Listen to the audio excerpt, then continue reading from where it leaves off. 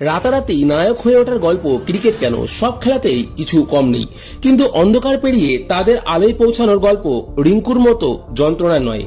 শুধু ক্রিকেটের টানে মাঠে থেকে না গেলে হয়তো এই রিঙ্কুকে কেউ চিনতই না। কার্যত ঝাড়ুদার হয়ে যাচ্ছিলেন আলিগড়ের ছেলেটি। রিঙ্কুর বাবা বাড়িতে বাড়িতে এলপিজি গ্যাস পৌঁছে দেওয়ার কাজ করতেন, আর তার দাদা চালাতেন অটো, আর এক দাদা কোচিংয়ে পড়াতেন। অভাব যে বাড়ি নিত্য অতিথি, সেখানে যে স্বপ্নের হাওয়াই উড়বে আকাশে, তাতে আর আশ্চর্য কি। কিন্তু এই স্বপ্ন দেখতে গেলেও তো সাহসী হতে হয়। ক্লাস 9-এর বেশি পড়া হয়নি রিঙ্কুর। দিনভর ক্রিকেট খেলেই কাটতো তার।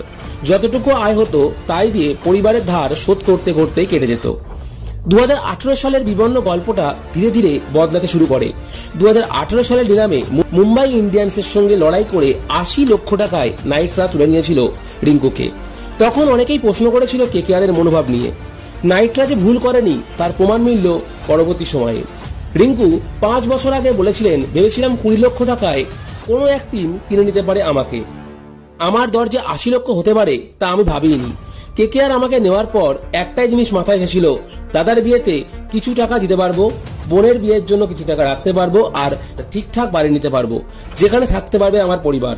ছোট ছোট গল্প ঘিরেই তো উপন্যাস তৈরি হয়। তাই আজ আমরা তাকে ভারতীয় জার্সিতে ভারতীয় দলে দেখতে পাচ্ছি। এশিয়া কাপের শেষ 4টাই হয়তো তার একটি প্রকৃষ্ট উদাহরণ তার সফলতার। যন্ত্রণা কষ্টের সেই গল্প সংকলনের বিরাল রূপকথার জন্ম দেয়, যে রূপকথা আগে আমরা হয়তো কখনো শুনিনি, যা রিঙ্কু সিংয়ের জীবনী দিয়ে আমাদের সামনে ফুটে ওঠে।